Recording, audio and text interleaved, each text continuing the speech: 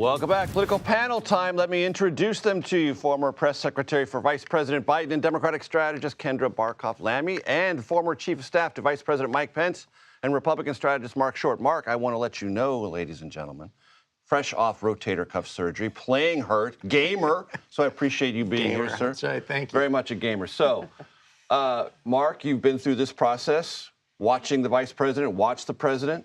I want to ask you what I asked Kevin McCarthy, former Speaker of the House. What is the political atmosphere around President Trump? How does he need to change it tonight? I think that it is kind of similar, as Kevin said, to 2018. I think the dynamics are probably not good politically. Choppy. At the least. And I think that the margin in the House is pretty tenuous at best. And I think that the president's two signature issues that he won on the border and the economy, he's both now underwater on. So it's a very difficult. Is he underwater on those issues because of poor performance or poor communication? Because I know that is the constant conflict in the White House. Well, it's bad policy. No, it's bad communication. What is it? I think it's both. I think on the first, the reality is that he did secure the border. And I think for a lot of Americans, that's what they wanted. But I don't think there was the same support for the deportations. And so I think that's been the challenge of that policy. And on the economy, look, I think he can take a lot of credit for extending tax relief. Markets have been at all-time highs. There's a lot he can talk about, but he wants to continue to focus on his trade war. And I think that that's less popular for a lot of Americans. So I think that on the economic front, the jobs are lagging because of that trade policy, but that's where he wants to continue focusing as opposed to focusing on his achievements of tax relief. Kendra, take it away. Well, I was going to say a couple things. I think he called affordability, I think, a Democratic hoax not too long ago. So the fact that he's going to go out there today and try and tout this as a big win for him, as a big issue for him, is very interesting. It's very telling that he is starting to see that the numbers are slipping. There's a midterm election coming up, and he's got to be doing better in order to be able to, secure some of these seats.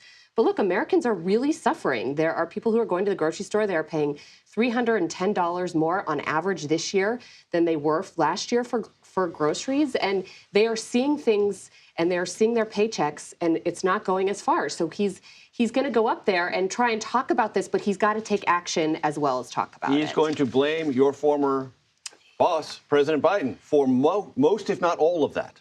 He'll say, I will have stabilized things, but I inherited, and I know the phrase he's used it 100 times, I'm not stealing anything, I inherited a mess. Well, last I checked my watch, it's been over a year, and he made promises of things he was going to do on day one that he still has not done. So he can go out there and try and blame, my former boss as much as he wants, but the reality is things are not better. Americans are still suffering, and that is on his watch at this point in time. So you might have heard my conversation with the former Speaker, Kevin McCarthy, about Tony Gonzales, member of Congress. My colleague, Tony DeCopel, had an exclusive interview with the Speaker of the House on that very topic. Let's play that sound. The allegations are, it's detestable what is being alleged. My understanding is he's denied a lot of this, and we're trying to sort it out. Now, it has been reported that the Office of Congressional Conduct is investigating this and has been for some time. And what we do here is we allow all the facts to play out. That's what we must do. Let all the facts play out. But lots of other members have already made up their minds on this. The text messages do not help Tony Gonzales' denials at all. If anything, they confirm the terrible story of this aide who alleged an affair and then killed herself as a result. Marc? I think that there'd probably be a different response if the margin wasn't one vote, which is unfortunate. I think, sadly, today, the character of a lot of our elected representatives in both parties has diminished from what it once was. I think there was a day that any sort of accusation of this nature and basically having the text to confirm it would have been enough to encourage a person to be pushed out of office and encourage the person to resign. So I think it's hard to look at the situation and say that this and not be cynical and say if you had any different margin, there would be a different pressure point from the leadership. Kendra, the former Speaker McCarthy implied here at this table that there was a leadership vacuum within the House Republican Conference on this. There's been 6 Republicans who have stepped up, last I checked, to say he needs to go. And good for them for having the courage to do what is right. I wish more were doing that. I do think that this current speaker needs to step up. I think you're right. I think that there is a vote margin here, and they're seeing that play out. But this is a clear abuse of power by a member of Congress and a subordinate staffer. I don't care what the text messages say or don't say. He is her boss, and things should be done completely differently. Nothing should have happened to begin with. Let me ask you about something that in another time would have been universally and unequivocally unifying. 2 gold medals, two teams for representing the United States, women's hockey, men's hockey. And yet, we find ourselves with clattering internet divisions over what was said to the women's hockey team by President Trump or implied in his conversation with the men's victorious hockey team. The men came to the White House today. They're going to be, some of them, at the State of the Union tonight. The women were not. Kendra, do you have any thoughts on this?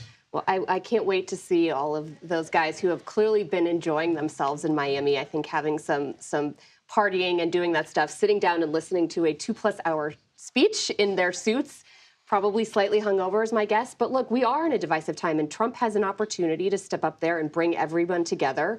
This is a great opportunity for him to say we're all Americans. We won 2 gold medals. We should all be here unifying, talking about all the great things that we achieved in the Olympics. And he's just not going to do that. We know that. Marc? Look, I was there in the first administration serving as his head of legislative affairs. We had a lot of national champions who chose not to be there, including NBA champions. And I think it's unfortunate. I think regardless of who's in the White House, when the president invites you for something unique like that to celebrate you should accept that invitation.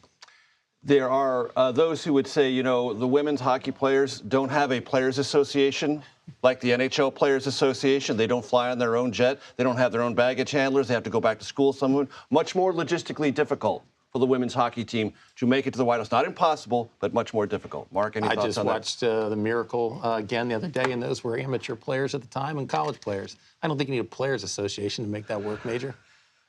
Marc Short, again, a gamer, playing hurt with the wing. I appreciate that. Kendra, Barkoff, Lamy, always a pleasure. Thank you so much.